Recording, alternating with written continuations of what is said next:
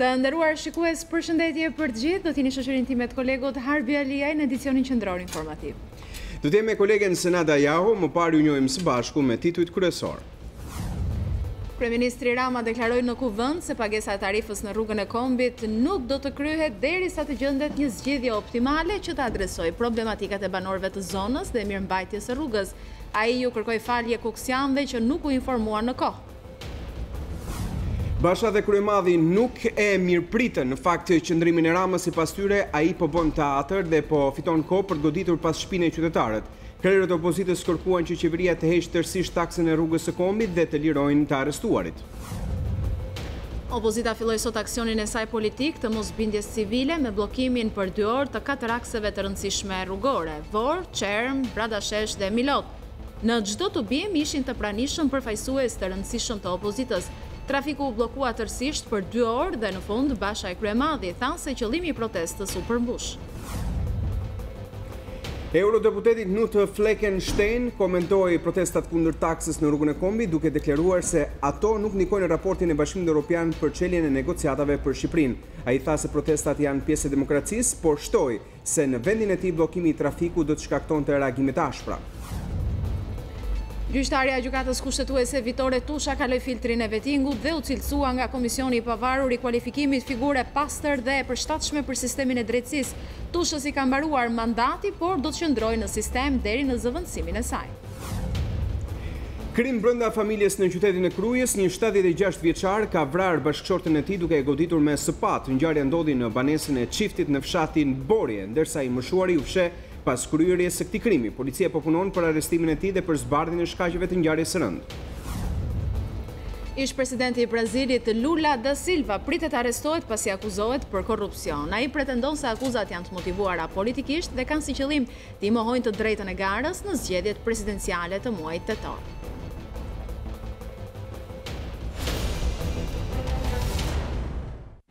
Ndoqë titujt kryesor vijojmë mirëgjërësish.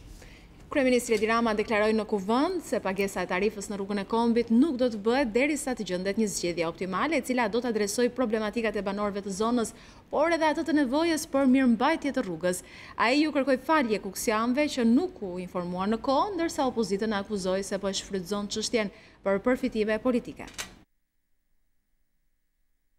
U kam kërkuar ndjesë publike banorëve të zonës dhe do t'ja u kërkoj deri në fund sa herë do të flas për këtë temë. Me këtë mea culpa ndaj kuksianëve, numri 1 i qeverisë Edi Rama pranon gabimin për mos informim të qytetarëve në kohën e duhur. Duke qenë një eksperiencë e parë, nuk kemi qenë mjaftësisht përgatitur për çfarë mund të krijonte një risi e tillë nga hyrpamja psikologjike për njerëzit e pa informuar sa duhet.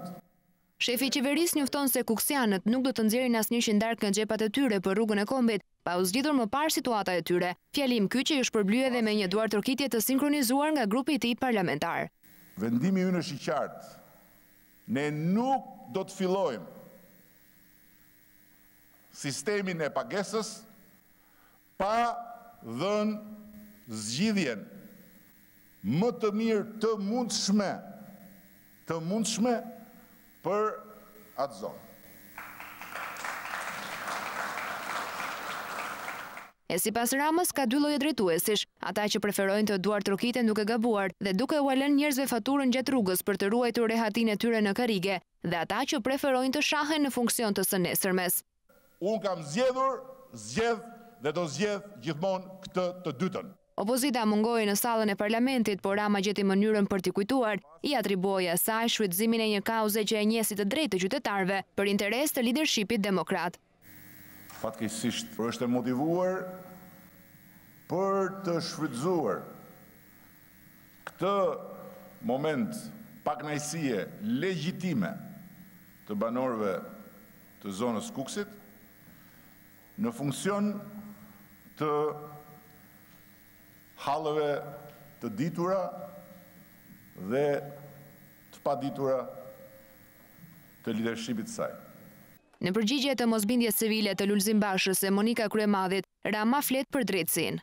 çfarë shtyn Lajgjonin dhe Maqokun me çizme, të nxisin zjarr, të nxisin rrëmuj, të nxisin kaos. Një shtyn diçka që po ndodh sot.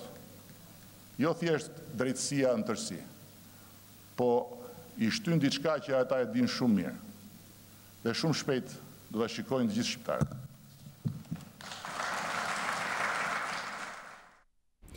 Pas ndjesës që kërkoi publikisht nga Fortoria e Kuvendit të Shqipërisë, kryeministrit ju ka komunikuar kuksianëve edhe një lajm tjetër të mirë. Në interpelancën online me disa banorë të qytetit të Kukësit, kreu i qeverisë tha se në Vjeshtë do të jetë gati aeroporti, nga ku do të udhëtohet me çmime të lira. Pasi deklaroi nga Foltoria e Kuvendit se nuk do të vendose tarifa në rrugën e kombit pa mundësuar një zgjidhje optimale për banorët e Kukësit, kryeministri Rama ka nisur aksionin me një interpelancë të zhvilluar me kuksianët, duke u kërkuar ndjes live për faktin që këto sqarime nuk u bën më parë. Unë kam detyrimin që përsëri, edhe drejt për drejt me ju dhe për gjithë ata banorë që na dëgjojnë, ta filloj duke thënë që përsa ne nuk kemi arritur të bëjmë nga pikpamja e shpjegimeve dhe sqarimeve të domosdoshme, kërkoj ndjes që të gjithë, sepse kjo pjesë është pjesë e përgjegjësisë tonë. Por nuk ka mjaftuar me një falje, kreu i qeverisë u ka dhënë sot kuksianëve dhe një lajm tjetër të mirë për aeroportin, i cili sipas tij do të jetë gati në Vjeshtë. Aeroporti i Kukësit ka mundësi, ka potencialin, ne kemi bërë gjithë studimin dhe kemi nisur procedurën dhe jam shumë optimist që në Vjeshtë aeroporti do të fillojë të jetë operativ. Jam shumë optimist që për festat e fundvitit, kuksianët që do të vinë nga jashtë në shtëpi do të vinë përmes atij aeroporti, do të jetë një aeroport low cost me çmime kryesisht për linjat me çmime të ulta. Nga ana tjetër, edhe këtë herë opozita akuzon kryeministrin se interpelancën nuk e zhvilloi me qytetarët e zakonshëm të Kukësit, por me rrogtarët e tij në postet kyçe të administratës dhe me persona me precedent kriminal. Opozita e cila ndërkohë kishte filluar aksionin politik të mosbindjes civile, nuk i mirëpriti deklaratat e kryeministrit. Basha nga Vora dhe kryemadhi nga Elbasani deklaruan se Rama kërkon të fitoj kohë për të goditur pabesisht qytetarët. Ata kërkuan heqjen e plotë të taksës në rrugën e kombit.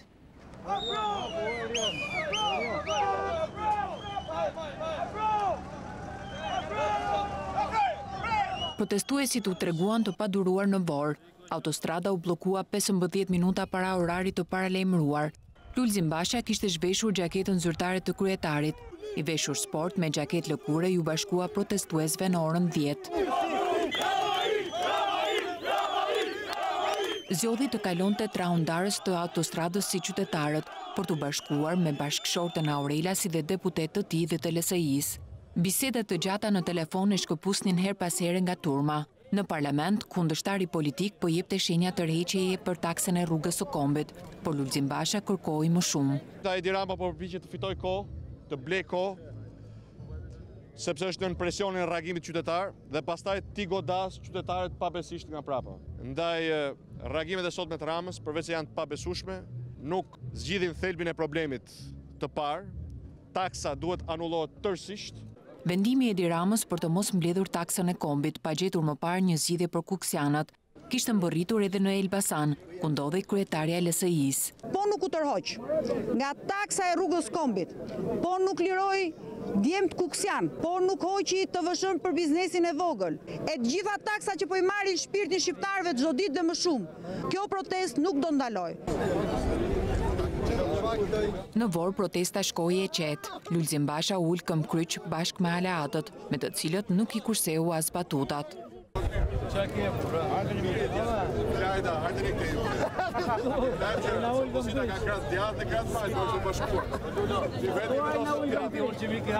Lulzim Basha nuk përjashtoi djegjen e mandateve si opsion. Nuk ka ende një vendim se cili do të jetë aksioni i opozitës nesër, por është i sigurt që protesta e nisur nuk ndalet. Të gjitha alternativat janë të hapura, tani për momentin jemi në krah qytetarëve, do të vazhdojmë të jemi në krah qytetarëve në çdo hap që ata do të hedhin.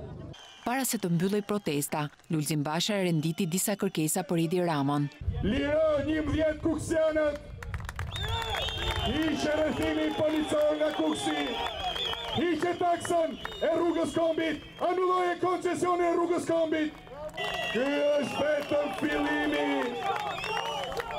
I përgjigjes popullore kundër regjimit padrejtësisë. S'pash ku do t'i kthejmë shpresën çdo shqiptari për një Shqipëri të drejtë, të zhvilluar dhe të sigurt. Deputet të LSI-s shmangën prononcimin për mediat për të respektuar kryetaren që ishte në të njëjtën kohë live nga Elbasani.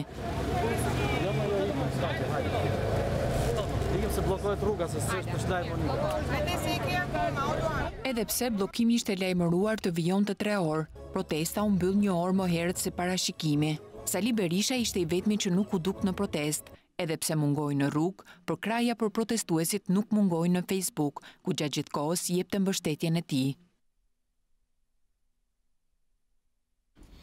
Protestë dhe blokim qarkullimi pati në 4 rrugë kombëtare ku mbështetësit e opozitës thanë se protestojnë pikërisht kundër taksave të qeverisë.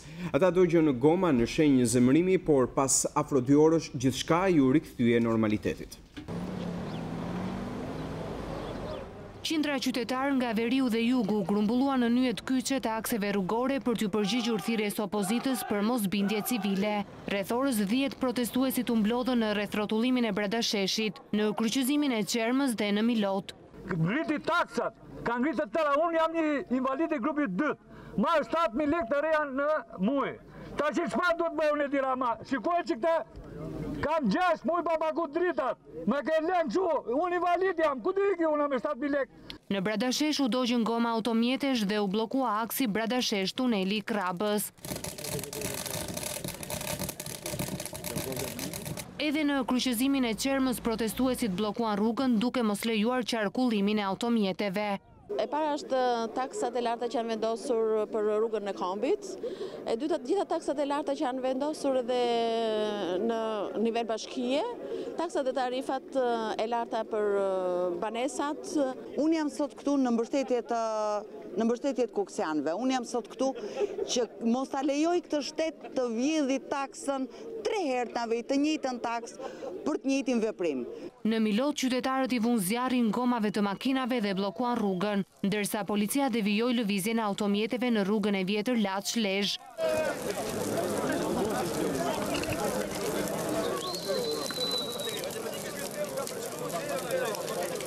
Policia ju bëri thirrje protestuesve të shpërndahen, duke ju kujtuar se bllokimi I rrugës dhe pjesëmarrja në tubimin e palishëm është vepër penale. Pas këtij paralajmërimi u kundërpërgjigjen deputetët demokrat Noka dhe Spahia.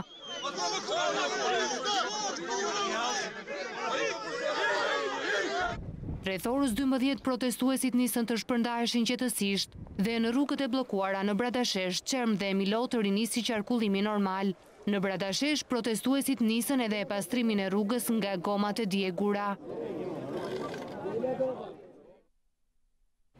Qindra qytetarë ngecën me orë të tëra në trafik teksa opozita kishte bllokuar rrugët. Një pjesë e drejtuesve të mjeteve u shprehën kundër kësaj forme proteste, ndërsa të tjerë thanë se ishin të gatshëm të qëndronin aty edhe 10 orë në trafik. Mjafton që tarifa për rrugën e Kombit të hiqet. Protesta e opozitës për bllokimin e disa nyjeve kryesore në qytete të ndryshme të Shqipërisë ka sjell kaos në trafik, sidomos në kryeqytet. Bllokimi I rrugës në Vor bëri që trafiku të devijojë në rrugën e Rinasit, çka solli një varg të gjatë makinash. Kamion, autobus urban dhe vetura mbetën të bllokuar në trafik. Të ngecur për më shumë se 3 orë në trafik, drejtuesit e mjeteve mbajnë 2 qëndrime. Një pjesë e tyre bashkohen me këtë kaos dhe janë të gatshëm të qëndrojnë edhe më shumë orë në trafik, ndërsa pjesa tjetër e mbështet kaosën, por nuk preferon këtë lloj forme. Unë ka një 3 orë, por megjithatë jam shumë I kënaqur për protestën që kanë bërë. Se taksat janë për makinat, jo 2 orë, por jam gati të rri edhe 10 orë. Sa kohë qëndruat I bllokuar? Ka rreth 2 orë gjysmë. Rreth 2 orë gjysmë që bllokohet rruga. Zonat pa drejta, ne argojmë naftë, ne kemi hallë I për vdekje vëlla. I kam njerëzit për vdekje këtu ja. Po rris, po kapi varrimin, turpi botës. Po këtu në Vor, të vituar vërdall. Ne e natë punëtor, ne e natë punësum. Të që sa arsyshme është të që të rrish 2 orë rrugët bllokume, nuk shkon. Si e shihni protestën e opozitës me bllokimin e rrugëve? A është kjo rruga e dur? Mos e kanë drejt kërkojnë diçka, po jo në këtë formë. Sa kohë qëndruat i bllokuar? Sa të duash, nuk keni marrë asnjë masë të paralajmëroni njerëzit.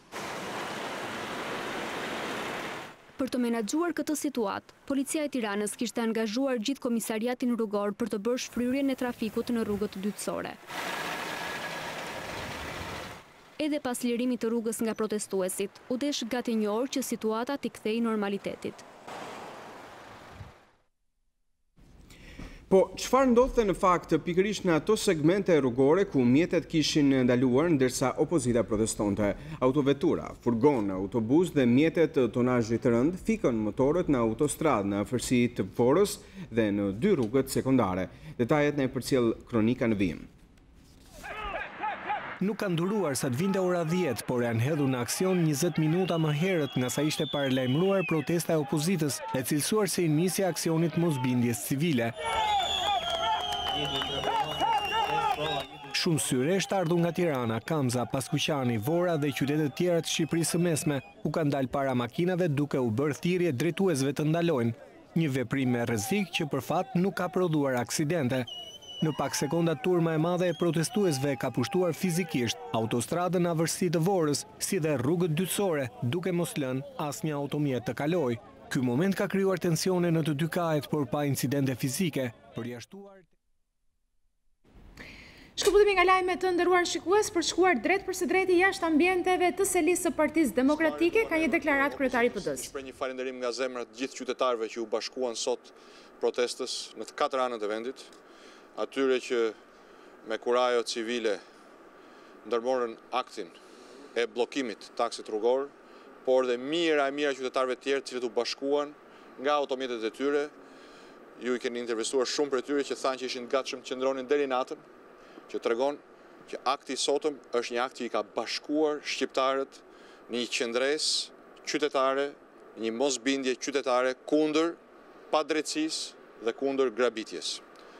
Së dyti dua t'i drejtoj një apel të gjithë mediave që mos të bien në grackën e Edi Ramës dhe mos të përdorin fjalën tërheqje. Edi Rama sot ka pranuar fajin, por sa kohë që mban në burg 11 të pafajshëm që kanë vepruar kundër fajit ti, nuk është tërhequr. Prandaj, i bashkohemi kërkesës së qytetarëve të Kukësit, të Hasit, të Ropojës dhe të mbash Shqipërisë për lirimin urgjent të 11 pengjeve të fajit të Edi Ramës. Ata nuk janë fajtor, ata janë pengje të fajit të Edi Ramës. Ndonë se ka pranuar fajin, Edi Rama refuzon të përballet me pasojat dhe përgjegjësitë e këtij faji. Ai duhet të anullojë menjëherë dhe përgjithmonë taksën korruptive të rrugës kombit. Ai duhet t'jap përgjegjësi ligjërisht dhe penalisht, së bashku me varësit e tij për urdhrat e paligjshme me të cilat ka rrëmbyer dhe terrorizuar qytetarët, protestuesit, familjarët në mes të natës nga shtëpitë e tyre. Ndaj, sa kohë që kjo nuk ndodh, opozita do të vazhdojë të qëndrojë në krah të protestës legjitime të qytetarëve kuksian, të familjarëve të pengjeve të fajit e Edi Ramës për kërkuar lirimin e tyre të plot. Siç e kemi thënë, kjo krizë ka shpalosur para shqiptarëve një të vërtet të dhimbshme që opozita ka muaj, vite që e thotë. Edi Rama sot nuk është kryeminist i vendit. Ai është autokrati që kontrollon jo thjesht qeverin dhe mazhorancën, por që kontrollon dhe ka privatizuar e politizuar policin, e cila ju bind urdhrave të paligjshëm për të grabitur në mes natës këta qytetarë të pafajshëm, e cila vuri Tiranën në shtet rrethim sikur po hetoi një grup terrorist, por e cila nuk është gjendje të kap Arbër Çekajn, që sjell 180 milion euro kokainë, e cila nuk është në gjendje të kap as komandantët e policisë për cilët është urdhëruar akt arresti. Pse? Sepse janë kapur si bashkëpunëtor të drogës. Ka një vit e gjysmë që gënjen shqiptarët dhe partnerët për kapjen e Klement Balilit. Kjo polici papritur u ngrit në këmbë me urdhët e Edi Ramës dhe arrestoi 23 pafajshëm, 11 prej cilëve mbahen në burg në mënyrë të paligjshme. Së dyti, prokuroria tashmë është zbuluar para shqiptarëve si një prokurori politike. Me vendosje një krye prokurore kukull, pa veting, me votat 69 deputetëve të Edi Ramës, me zëvendësimet që janë bërë në kuponin e prokurorisë, është e qartë që peshqit e mëdhenj nuk do të kapën. Kriminalët, trafikantët nuk do të kapën. Politikanët e korruptuar nga Vangjush Dako, tek Damian Gjiknuri, që i kanë dosjet më të larta se unë në prokurori, dhe këta e dinë dhe partnerët ndërkombëtar, nuk do të kapën. Por do të përdoret kjo prokurori për të ushtruar terrorin dhe qytetarëve. Së treti, gjykata, drejtësia është kapur.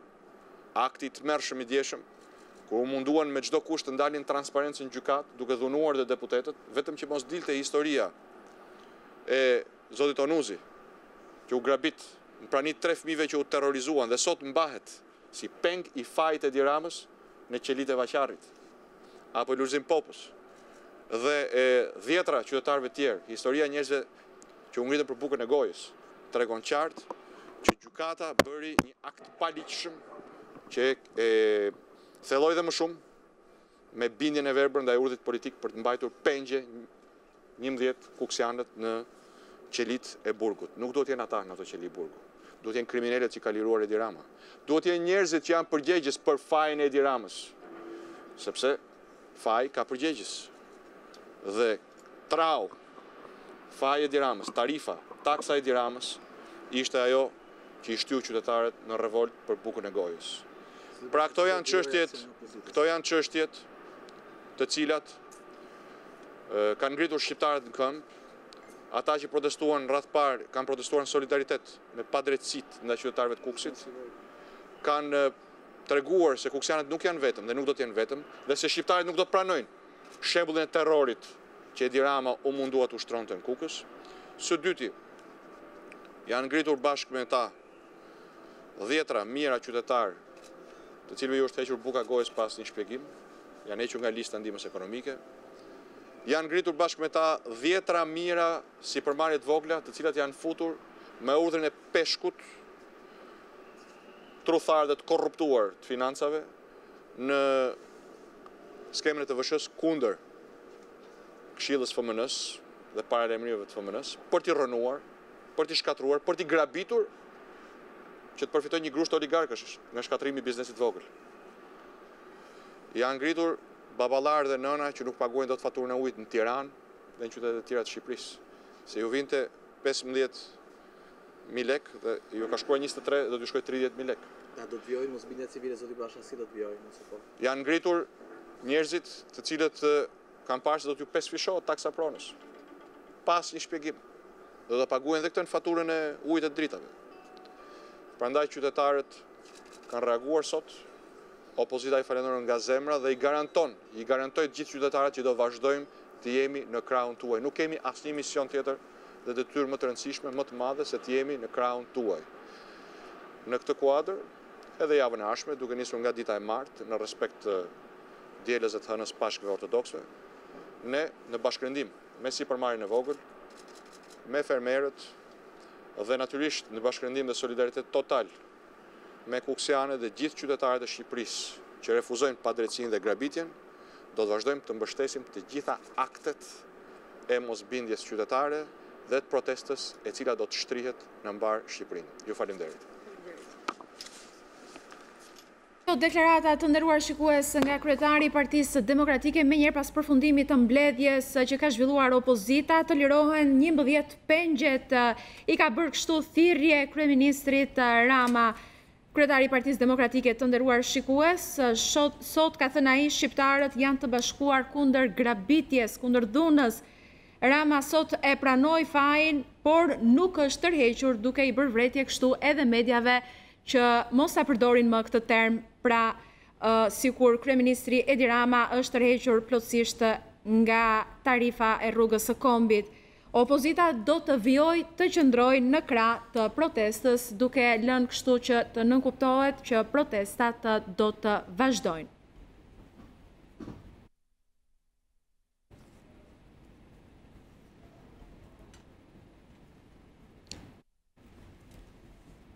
Ndërkohë, të nderuar shikues, ka përfunduar mbledhja e byros së kuvendit, ku do të shqyrtoj kërkesa për përjashtimin e kryeministrit Rama nga kuvendi, një kërkesë kjo e Lëvizje Socialiste për integrim për fjalët fyese të kryeministrit Edi Rama që ka përdorur në parlament. Mirë, ne ndërkohë do të vjojmë kështu me lajmet, i rikthejmë edhe njerë kronikës që po ndishnit pak më parë, se çfarë po ndodhte ndërkohë në segmentet rrugore, ku mjetet kishin ndaluar, ndërsa opozita protestonte. Autovetura, furgon, autobus dhe mjetet të tonazhit të rënd fikën motorët në autostradë, në afërsi të Vorës, po ashtu edhe në rrugët sekondare.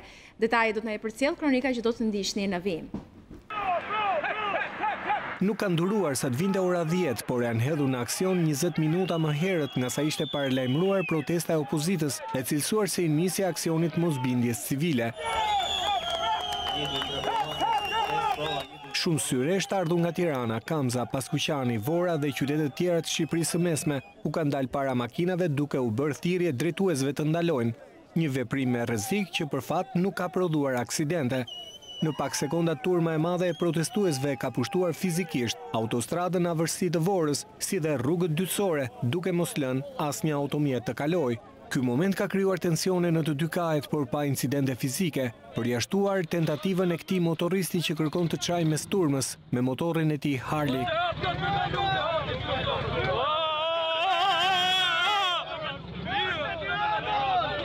Situata është qetësuar me ndërhyrjen e disa figurave të Partisë Demokratike, ndërsa drejtuesi i është dashur të kthehet pas në kundravajtje drejt Vorës për të dalë nga trafiku i krijuar.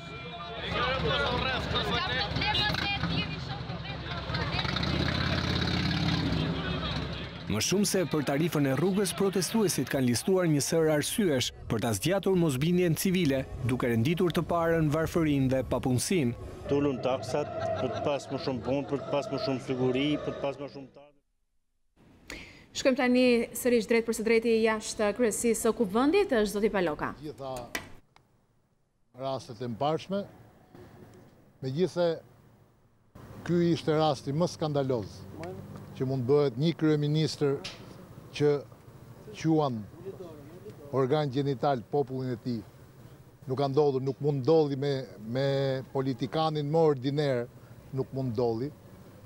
Prap, majoranca, sipas vendimit që kishte marrë, përdori të gjitha argumentat idiotë dhe absurd për të mbrojtur kryeministrin.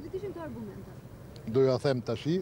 S'pari duhet që bëjmë dije që kryeministri nuk erdhi të paraqitej para byros. Vërtet nuk e detyron rregulloria që të vi, por duhet ta detyronte morali i tij, siç kanë bërë gjithë deputetët e tjerë, përfshirë kryeministrin Berisha, ai duhet ishte para byros, të paktën për të dhënë shpjegime. Po duket që nuk ka pasur nevojë të japë shpjegime, dhe në fakt ajo që ai ka thënë është shumë e qartë për këto. Njerëzit e kanë kuptuar, pavarësisht se ç'than sot deputetët e majorancës, që filluan nga argumenti se pse kërkesa është bërë tash dhe nuk është bërë menjëherë. Pse e kërkoni me këtë shkresë dhe jo me një shkresë tjetër? Arritën deri aty sa zonja Hysi kërkoi madje edhe dënimin e atyre që kanë bërë kërkesën, sepse në kërkesë sipas saj fyej kryeministri me fjalën rrugaç. U tham pra të gjitha absurditetet e mundshme, u quajt metaforë ajo që fjala që përdori kryeministri, dhe si përfundim morën vendimin si gjithnjë që kryeministri prapë është i pafajshëm. Ne sigurisht mbajtëm qëndrimet tona, që do e bëjmë edhe publike, edhe fjalët që kemi thënë aty, sepse nuk mundet që të arrihet në një nivel të tillë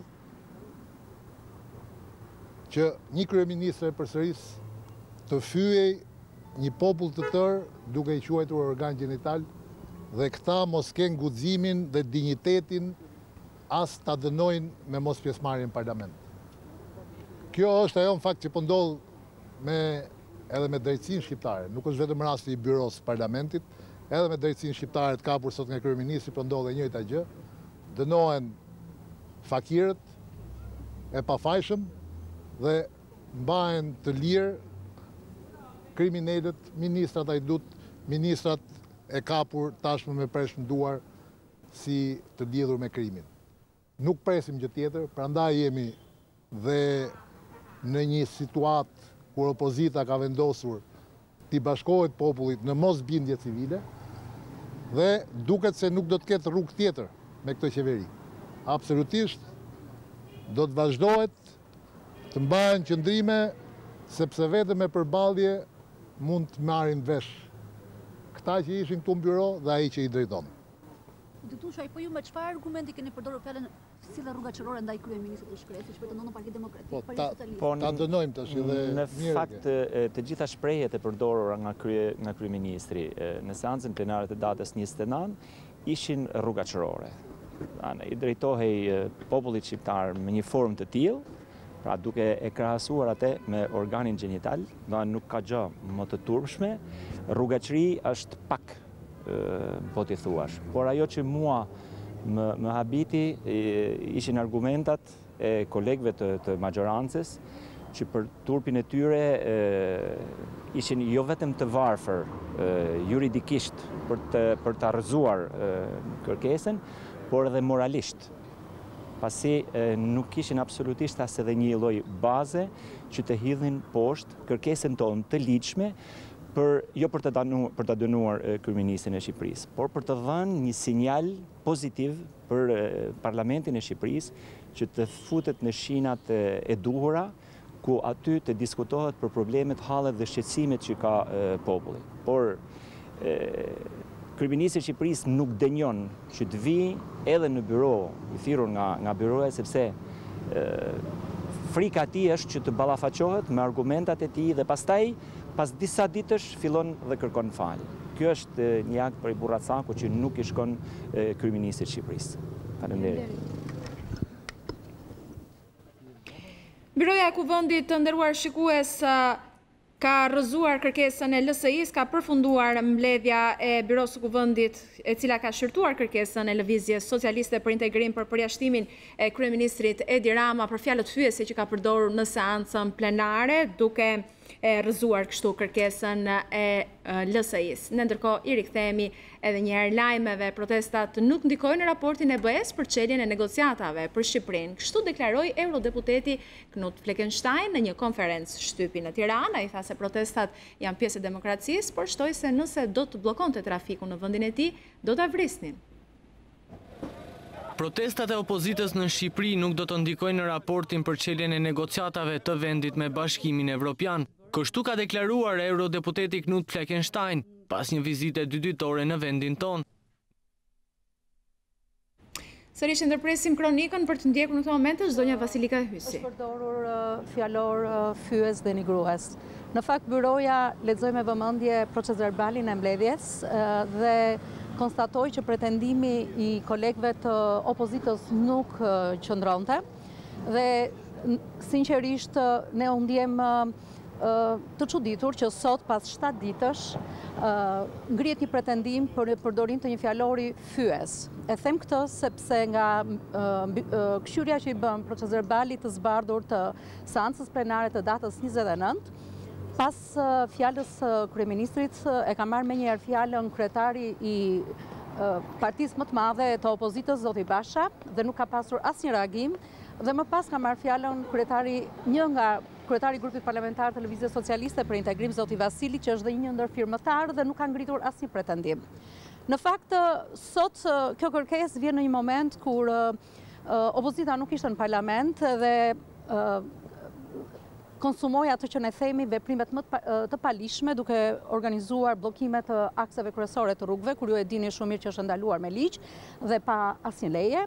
Dhe e dyta, kur pas një pune shumë të gjatë ne kishim dakordsuar për të miratuar kodin e sjelljes sot, dhe sot ka hyrë në fuqi kodi i sjelljes, i cili parashikon një listë fjalëve, veprimeve, gjesteve që nuk lejohen. Dhe të mos harrojmë që nga sot të gjithë deputetët, qofshin burra gra, mazhoranca apo opozit, qofsh kryeministër, kryetar kuvendit, nënkretar, deputet, nuk lejohet kurse si të shprehen asnjë fjalë që mund të keq kuptohet ose të merret me dy kuptime. A ishte një fjalë që mund të keq kuptohet me dy kuptime? Jo, ishte poezi. Ai vetë po të lexoni proces verbalin, thot po ju citoj, po ju lexoj rreshtat e një poezi. Dhe me këtë kuadër, meqense ju jeni gazetar dhe ne duhet jemi gjithë të kujdesshëm në seancat plenare dhe kudo, ne duhet jemi të kujdesshëm për të shmangur çdo lloj fjalimi, diskutimi ose shprehje të cilat në gjuhën shqipe ju e dini mund të marrin kuptime të dyta ose të treta. Por ajo që unë do doja të theksoja është sot që nuk arritëm të kuptoni se si kolegët e opozitës 7 ditë nuk bën asnjë ankesë ose kërkesë për të mbledhur byron e kuvendit, e cila si rregull mbledhet brenda 48 orëve, në seancë nuk janë ndier, madje ka vazhduar seanca normalisht me diskutimet e drejtuesve të grupeve parlamentare ose të kryetarit. Ajo që unë do doja të theksoja është që kjo ishte një lëvizje tjetër për të hedhur balë mbi një proces kur neve për gati 13 ditë presim një përgjigje del raporti i Komisionit Evropian për hapjen e negociatave me Shqipërinë dhe në kuadër të gjithë asaj baltose që ju e keni parë në këto ditë edhe sot, do duhesh të bëhesh edhe diçka tjetër në kuvend dhe ky ishte një pretekst. Por kjo nuk do të thotë që ne nuk do të jemi të kujdesshëm. Unë do doja dhe do kisha shumë dëshirë sot dhe kolegët e mi që të gjithë mazhoranca opozitë të miratonim kodin e sjelljes dhe të gjithë të japim modelin më të mirë. Unë po ju them këtë diçka që ju e keni ndjer shumë herë, jo vetëm ju, por edhe ne gratë në parlament, jemi ndjer keq nga mënyra se si komunikojnë një pjesë e kolegëve burra.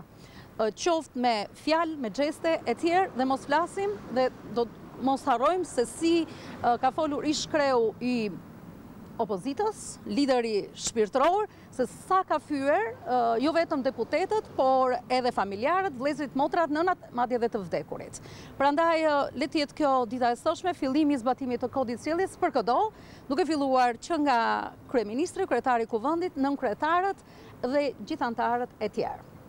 Si po nga kryeministri Rama, nuk keni ndjerë asnjëherë keq pasi media ko më parë ka cituar kryeministrin në zë të fyente deputetët e opozitës në parlament? Jemi ndjerë keq nga shumë burra në parlament, burra qofshin të mazhorancës dhe të opozitës. Dhe në gjithë diskutimin e sotshëm ne përmendëm një gjë të tillë, të paktën unë jam e vetmja antare grua në byron e kuvendit, sepse duhet jemi shumë kujdesshëm, madje edhe në diskutimet e sotshme theksuam disa herë.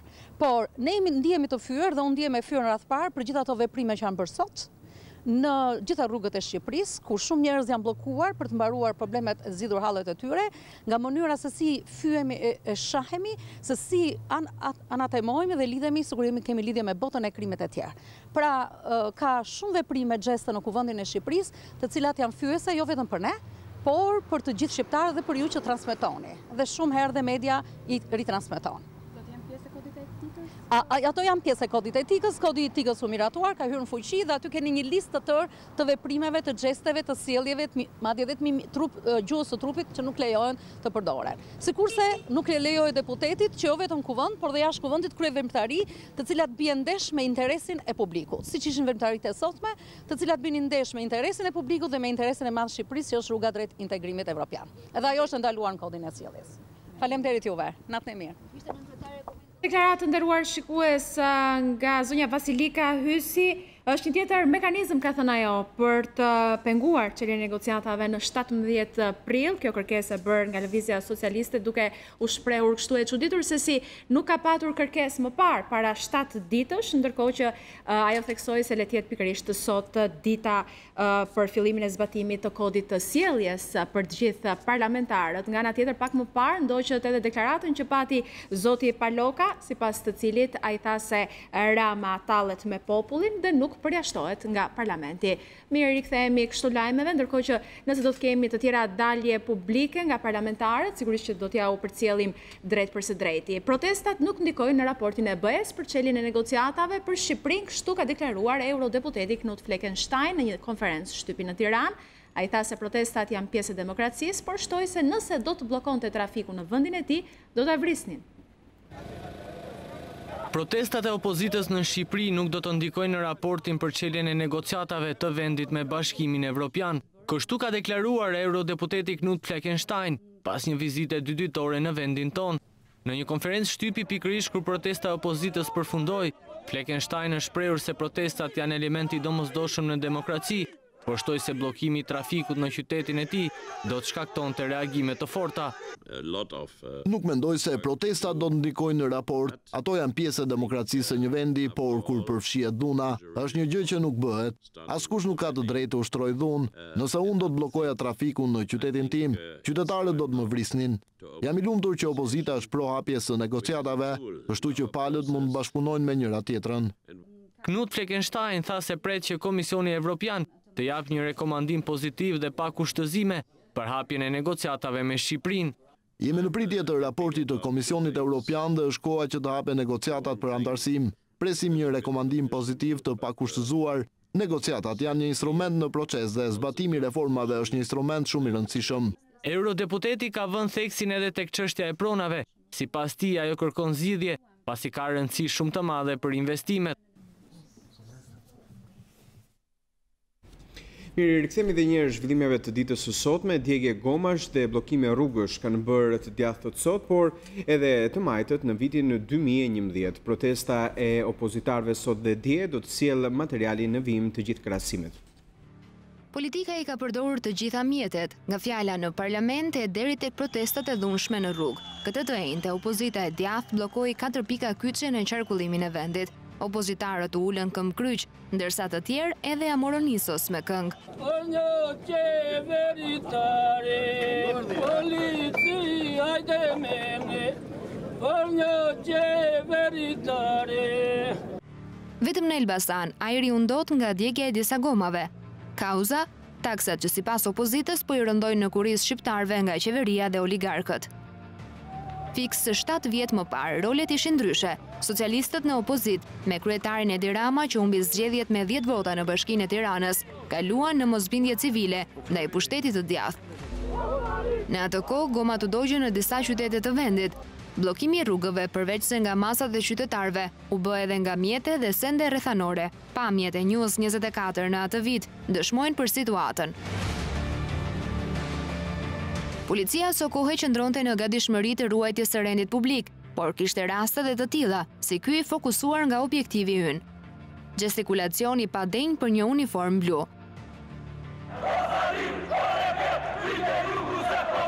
7 vite shkuar, në 20 majin e 2011-s, deputetët socialist bënin thirrje për rrëzimin e këtij pushteti. Sot ata janë vetë në karriget e pushtetit dhe gjykojnë protestën e opozitës. Të majtët thonë se këto metoda nuk pinë më ujë për rrëzimin e qeverive. Konstatim ky i kaluar nga ata vetë në lëkurë. Si u duket djegja e gomave nga ana e opozitës sot? Historitë e djegjes të goma e ka parë Shqipëria me vite. Edhe të PS-s në maj 2011-s. Prandaj s'ka ndonjë efekt. Në një vend normal si Shqipëria, unë nuk e konsideroj të arsyeshme që të veprohet në këtë mënyrë. Në 2011-ën PS-ja bënte të njëjtën gjë në maj të 2011-s. Diqte goma, bllokonte rrugët.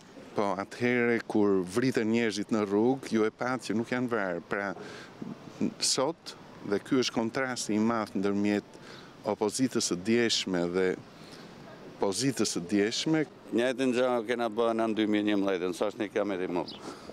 Po ju duket rezultative? Po e din drejtuesit politikë. Si ju duket djegja e gomave nga ana e opozitës sot, zoti Xhafaj? Pastaj do përmendoj. Është bërë edhe njëjta gjë nga opozita në 2011-ën. Kushdo që bllokon rrugë e djeg goma nuk bën mirë. Në qoftë se më referon në të shkuarën, besoj unë që gjithë protestuesit sot janë shëndoshë mirë. Si ju duket djegja e gomave nga ana e opozitës sot? Po kjo gjë vjetër, opozita do të më dalë me alternativa të reja. Alternativë që e keni konsumuar dhe ju, zoti Stërkaj, në 2011-ën? S'kam djeg në goma. Zotë Klose, si ju duk djegja e gomave sot nga ana e opozitës? A kishte krim mjedisor?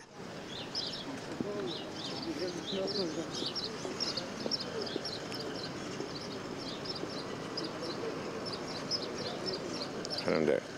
Zotë Klose, jeni ministri i mjedisit, nuk keni asnjë koment për situatën? Faleminderit për interesin tuaj. Institucioni i Ministrisë së Mjedisit është i gatshëm të përgjigjet çdo pyetje në institucionin përkatës. I vetmi socialist që sot bëri si opozitar në parlament ishte ministri i diasporës Pandeli Majko. Mosmiratimi i Nenit për Komitetin e Diasporës bëri që ai të braktiste votimin i revoltuar. Në një parlament që nuk zjati më shumë se sa mesdita, me një anë të sallës të boshatisur, mund të thuhet se nuk pati asnjë gjë për të mbajtur shënim, derisa në heshtjen e sallës kërciti një reagim i ministrit të diasporës, Pandeli Majko. Në rendite ishte votimi i ligjit për diasporën, në përbërje të së cilit ishte edhe një nen i propozuar nga deputeti Adnor Shameti, që Majko dhe kryetari e Komisionit të Jashtëm nuk kishin rënë dakord paraprakisht. Ky komitet i krijuar ndërkohë me vendim të Këshillit të Ministrave funksionon si organ këshillimor dhe nuk duhet të jetë pjesë e ligjit, nuk është diskutuar në komision, ndaj mendoj që nuk duhet të futet. Unë propozoj që komiteti të mos ketë renditjen e gjithë ministrive, se strukturat e qeverisë edhe mund ndryshojnë, vetëm të thuhet komiteti shtetëror është organ konsultativ i Këshillit të Ministrave për bashkëndrimin e politikave ndërkombëtare shtetërore në fushën e diasporës. Komiteti kryesohet nga kryeministri dhe kur të thuhet për detyrat dhe kompetencat, shtohet dhe fjala përbërja. Në aspektin procedural nuk e keni sjellë në kohë amendamentin. Kryetari mbështesin propozimin e kryetarit të Komisionit Politikës Jashtme. Me rëzimin e këtij neni, zoti Majko u irritua, duke u larguar nga salla në mënyrë demonstrative, teksa përplasje edhe karrigen. Siç shihet edhe në këto pamje, ministri i diasporës, pasi nuk mori votat për ligjin e tij, nuk ja dha votën e tij ligjeve të tjera të rendit të ditës. Në këtë të fundit u miratua dhe kodi etikës së deputetëve, vetëm me votat e mazhorancës, pavarësisht se ishte i dakordsuar më herët edhe me Partinë Demokratike. Tani do të duhet të presim rezultatet në praktik të këtij kodi etik, ku mes të tjera shindalon deputetëve të vinë në seancë, në efektin e alkoolit dhe drogës, të mos kryejnë ngacmime seksuale dhe të spionojnë ato, të bëjnë transparencë me lobimet e të tjerë.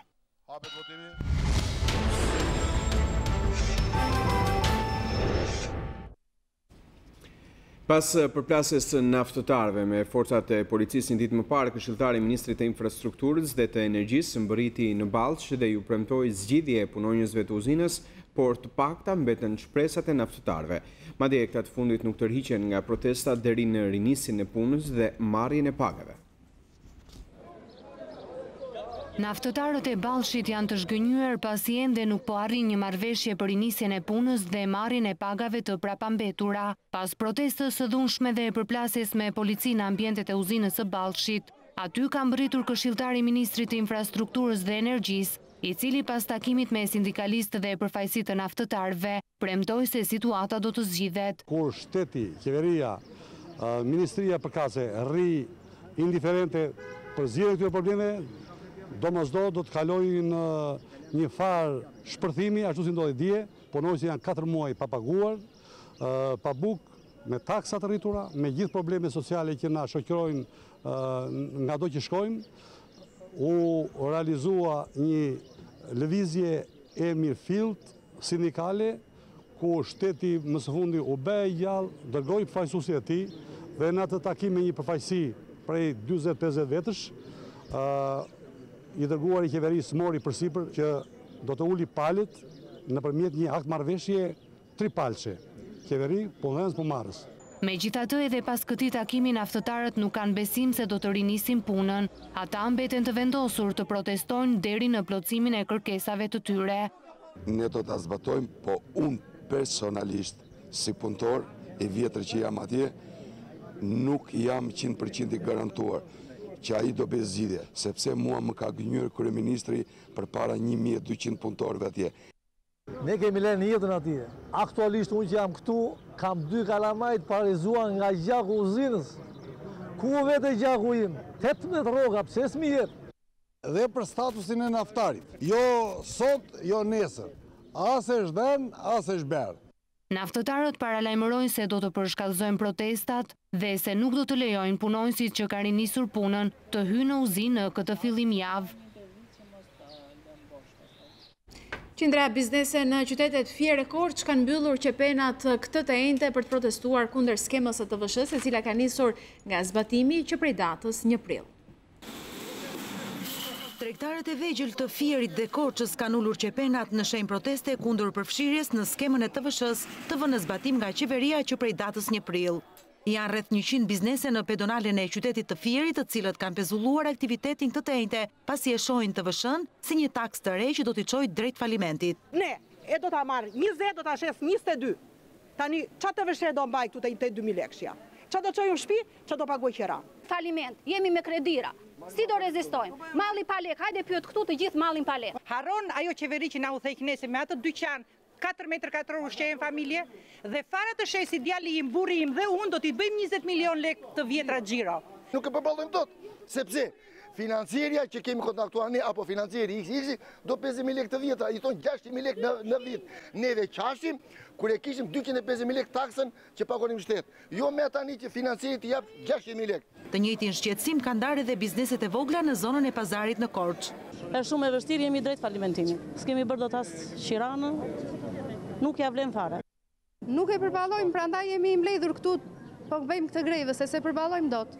Në mbështetje të tregtarëve në qytetin New Qendror ka qenë shoqata e biznesit të vogël, kryetari i së cilës i ka kërkuar qeverisë të rishikojë pragun e TVSH-s dhe uljen e tarifës në 6% për produktet e shportës. Të rishikojë pragun e TVSH-s, pra nga 2 milion ta çojë në 10 milion dhe duke ulur TVSH-n nga 20% ta çojë në 6% për produktet e shportës. I themi zotit kryeministër se sot biznesi i vogël është më i pasigurt se kur këto 27 vjet. Edhe tregtarët apelojnë ministrin e financave dhe qeverinë për të mbështetur biznesin e vogël. Qa kërkojmë heqjen e TVSH-s, mos na bjeri me qaf, me. Të vijë një ekip kontrolli nga Ministria e Financës, na kontrollojnë neve, në rast se unë bëj abuzime të tjera le të më fusin në burg, po jo ama të më kaloj me TVSH. Kërkojmë nga qeveria të rrisi pragun e TVSH-s, minimalisht ta kaloj te 50 milionë, pastaj po na kapin ne që ne nuk japim kupona tatimore të, jo të na vërgjë, po të na fusin në burg. Tregtarët thonë se nëse kërkesat e tyre nuk do të merren parasysh nga qeveria, do të përshkallëzojnë protestat.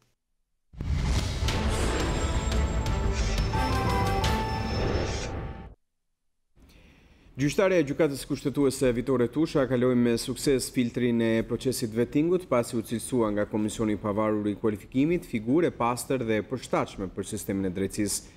Tushës i ka mbaruar mandati, por do të qëndrojë në sistem deri në zëvendësimin e saj.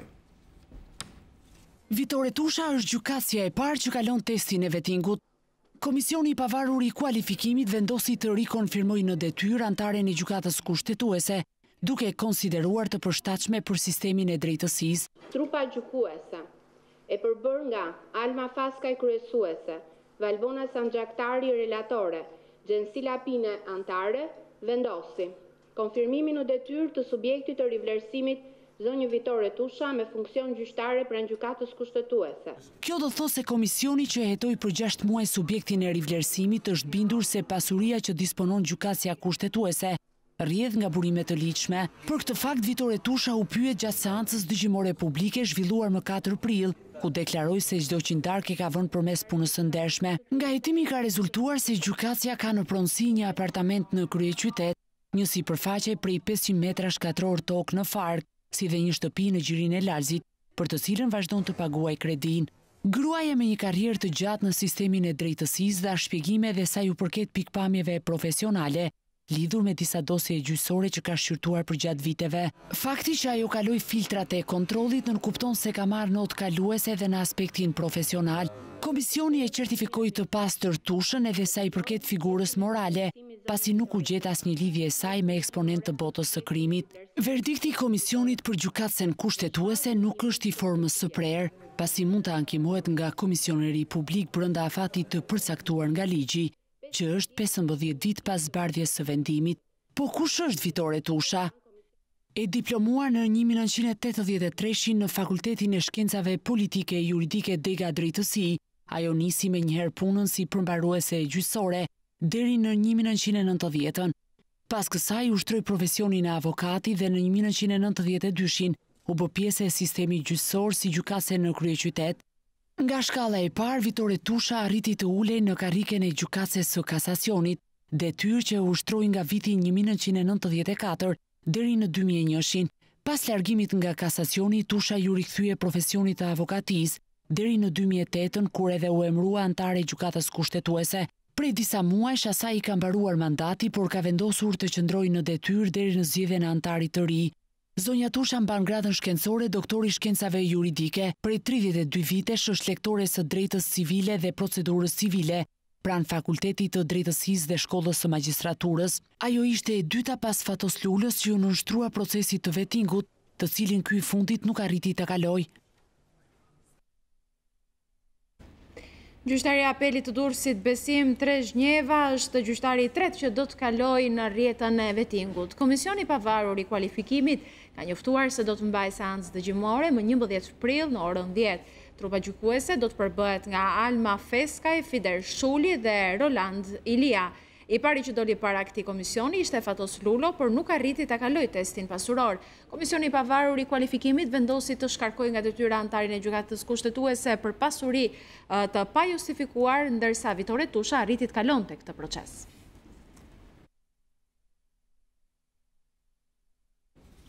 Judicial Watch publikon materialet të cilat tregojnë se administrata e Obamas ka ndihmuar me fonde aktivistët politik të George Soros në Shqipëri.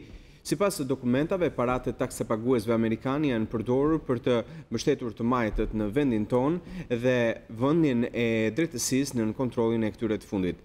Sakaj që ambasadori amerikan Donald Lu ka reaguar pas këtyre akuzave duke u shprehur se nuk kanë ofruar dhe as kanë marrë financime prej fondacionit Shoqëria e Hapur.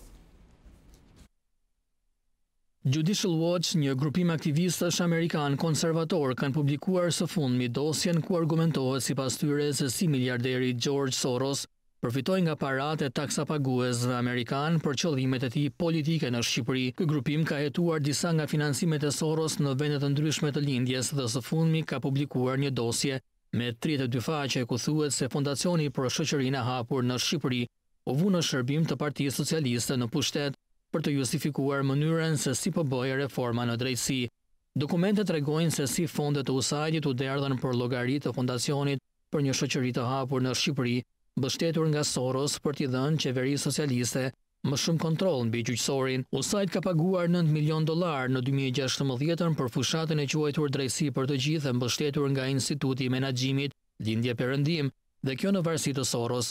Në mars 2017, një grup prej 6 senatorësh amerikan të kryesuar nga Mike Lee i dërguan një letër sekretarit të shtetit të asaj kohe Rex Tillerson që të hetonte nëse zyrtarë amerikan kishin përdorur fondet e taksapaguesve për të mbështetur Sorosin në Shqipëri. Në letër thuhej, Fondacioni për një shoqëri të hapur dhe ekspertët e tij me fondet të USAID kanë hartuar të ashoqëruarën dokument strategjik për reformën në drejtësi në Shqipëri.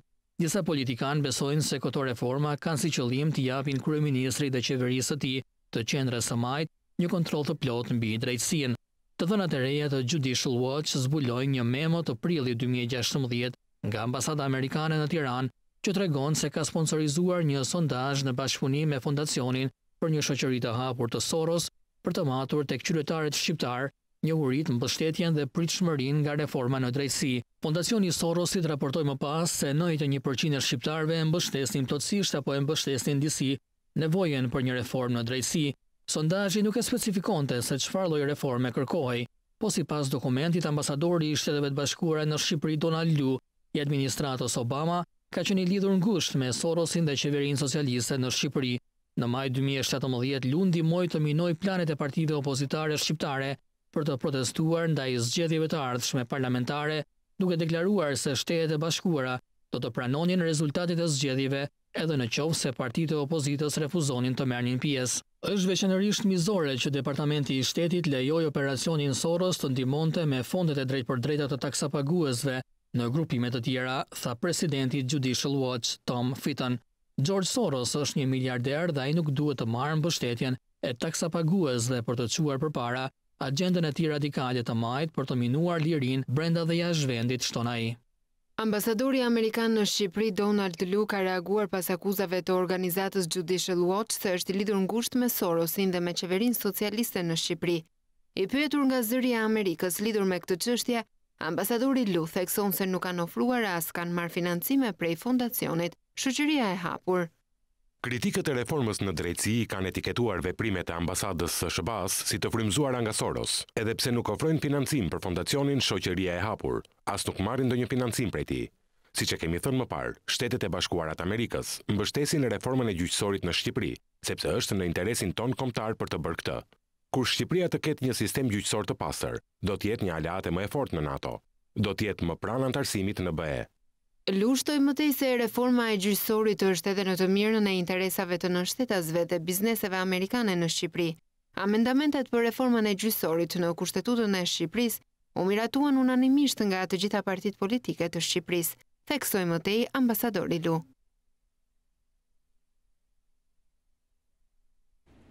2 vjet pas përgëzimeve për punën e bërë në plazhin e Spilles, kryetari i Bashkisë së Rrogozhinës Beqir Nuredini është vënë në akuzë. IKMT ka kallëzuar penalisht kryebashkiakun për ndërtime të palishme të 31 objekteve në Bregdet. Dikur u përgëzua si histori suksesi për punën në plazhin e Spilles, por gati 2 vjet më pas po për këtë punë, kreu i Bashkisë së Rrogozhinës është vënë në akuzë. IKMT ka kallëzuar penalisht Beqir Nuredinin se me veprimet apo mos veprimet e tij ka lejuar ndërtimin e 31 objekteve përgjatë Bregdetit. Është fjala për zonën bregdetare të Spilles, ku në gusht të vitit 2016, Ministra e Qeverisë Rama 1, Milba Ekonomi, vlerësoi punën e Nuredinit si një model që duhet ndjekur nga të gjitha bashkitë. Kur modelet edhe menaxhohen, edhe mbikëqyren me shumë kujdes, ato vazhdojnë të rinë me të njëjtën cilësi për gjithë sezonin turistik të vendit. Ky ishte një investim i rëndësishëm. Duhet ta them me kënaqësi në një periudhë shumë të shkurtër, pra në 40 ditë kohë ne kemi filluar dhe kemi përfunduar këtë projekt. Pronarët e objekteve në këtë zonë janë gjithashtu në fokusin e IKMT-s, e cila siç shpreheni ka paralajmëruar për prishjen e objekteve. Ata thonë se kanë kontrata qiraje me Bashkinë e Rrogozhinës për shfrytëzimin e hapësirave të plazhit dhe për të vazhduar aktivitetin e tyre. Paralajmërimet e IKMT-s sipas pronarëve të 40 subjekteve po pengojnë përgatitjet për fillimin e sezonit turistik, pasi ata nuk kanë asnjë siguri nëse biznesi i tyre do të vazhdojë të operojë apo jo. Ne kemi që prej vitit 2016 kemi lidhur një kontratë qiraje për hapësirën e plazhit të marrë në përdorim në anë e subjekteve private që bëjmë rreth 40 subjekte private. Kemi bërë investimin ton, sezoni turistik tani po fillon, ne kemi filluar po bëjmë lyerje, përgatitje, pasimin e plazhit për të pritur pushuesit sa më mirë. Me vendim të qeverisë, në vend operon një task force e cila do të evidentojë abuzimet në Bregdet. Kontrollet e task force do të përqendrohen në 10 zonat më problematike me regjistrimin e pronave. Të tilla zona janë Bregdeti Velipojës, Bregdeti Shëngjinit, zona e Kunevajinit, Ishull Lezhë, Gjiri Lalzit, Bregdeti Spilles, i Semanit, zona e Nartës, zona e Orikumit dhe Bregdeti Rivierës në jug.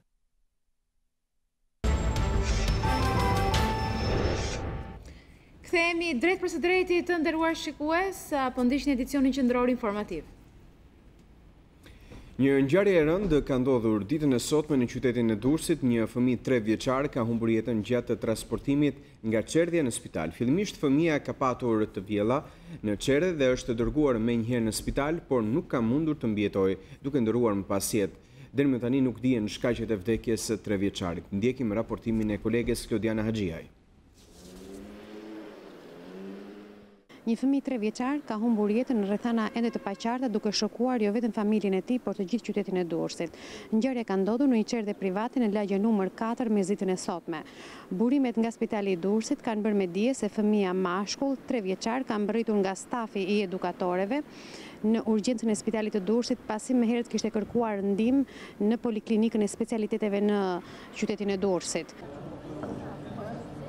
Fëmia, sipas informacioneve paraprake, ka mbritur në qendrën shëndetësore të mjekëve pediatrë në gjendje të rëndë, pa puls, pa tension. Ka bërë veprimet e para, mjekët kardiolog janë gjendur menjëherë në poliklinik dhe kanë bërë ata veprimet e para dhe ndërkohë në moment është lajmëruar me shpejtësi urgjenca e spitalit. Në kohë rekord, mund të them brenda 3 minutash, ambulanca ka mbritur në vend ngjarje, ka marrë fëmijën, por duhet kuptojnë që fëmija ishte në gjendje të rëndë, pa puls, pa tension dhe gjatë rrugës për në spital ka ndruar jetë.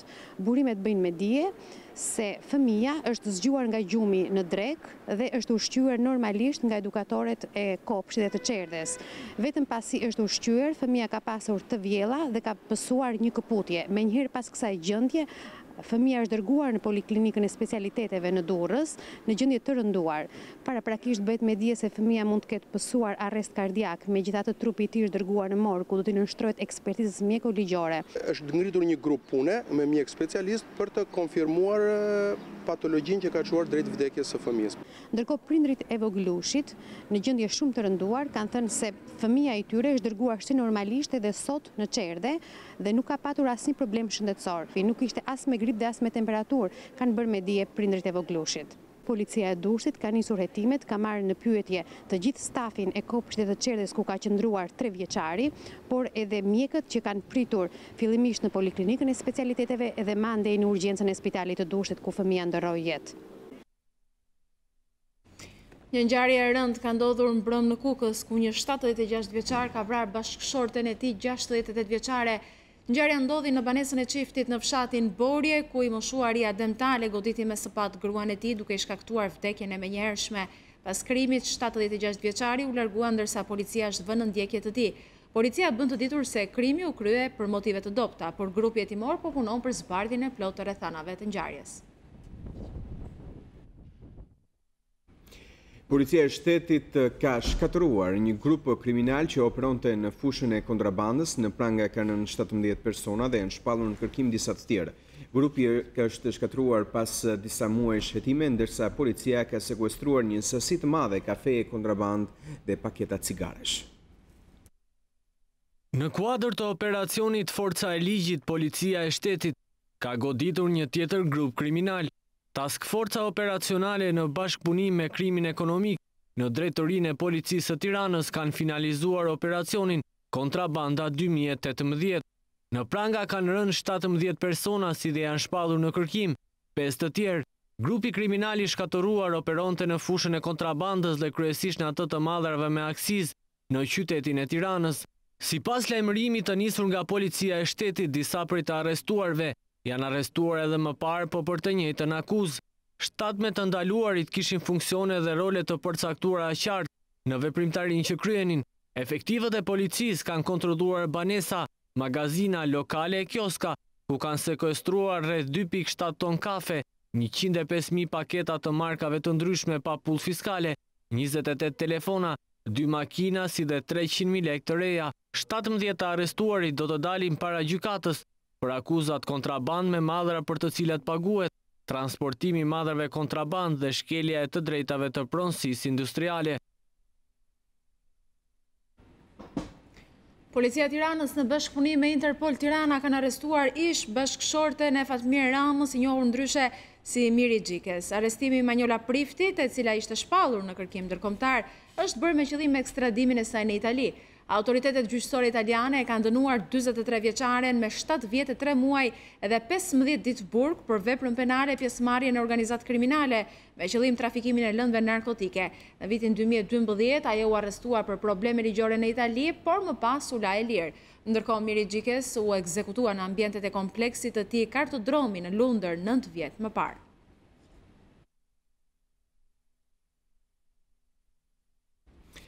Treni i pasagjerëve Durrës-Shkodër mbeti i bllokuar për mbi 3 orë duke lënë rreth 10 udhëtar në rrugë. Sipas pasagjerëve, kjo ka ndodhur pasi treni nuk ka karburant. Bllokohet në mes të rrugës treni i pasagjerëve të linjës Durrës-Shkodër. Për mbi 3 orë, pasagjerët e pakët të kësaj linje kanë mbetur të bllokuar në fshatin Murqin. Ata thonë se shkak i bllokimit të trenit është bërë mungesa e karburantit. Treni ka lënë dorën 2 e qerek. Ora është 5:25. Vëllai si di për naftë më sa. Për laç. Po pse ka ndalu treni? E pes koka. E vi kokë tjetër. Po nuk ka naftë kë? Ja. Pasi pritën për disa orë dhe treni nuk u vu në funksion, pasagjerët që mbetën të bllokuar u larguan duke gjetur mundësi të tjera për të udhëtuar. Kjo nuk është hera e parë që udhëtimi me tren në Shqipëri përfundon në këtë mënyrë. Hekurudha në vendin tonë prej kohësh është në një kolaps financiar. Hekurudha shqiptare është ndërtuar në vitin 1967, por që pas trazirave të vitit 97, hekurudha nuk ka funksionuar siç duhet. Nga data 6 prill deri në 9 prill, në dyqanet Neptun të gjithë do të ketë mundësi të jashtëzakonshme që do të ofrojnë ulje në të gjitha produktet, duke bërë që pajisjet elektroshtëpiake ku blihen shumë më lirë se në çdo ditë tjetër dhe në çdo vend tjetër. Në listën e produkteve janë përfshirë edhe risitë e fundit të teknologjisë. Nëse i keni lënë blerjet e pajisjeve elektroshtëpiake për këtë fillim sezoni, keni bërë një zgjedhje të zgjuar, pasi Neptun ju jep mundësinë të kurseni dhe të blini produktet më high-tech të kohës. Në të gjitha dyqanet e rrjetit më të madh të shitjes së pajisjeve elektronike në Shqipëri, Nga data 6 deri në datën 9 prill, për të gjithë blerësit, ofrohen mundësi të jashtëzakonshme me ulje çmimesh në të gjitha kategoritë e produkteve. Ulji do të ketë veçanërisht në produktet me teknologji të avancuar. Në 24 dyqanet e tij, rrjeti i gigantit të pajisjeve elektroshtëpiake Neptun do jap mundësinë konsumatorëve të blejnë me super çmime produkte nga të gjitha kategoritë, duke filluar nga televizorët elektroshtëpiake të mëdha, kompjuter, pajisje të kujdesit personale të tjerë.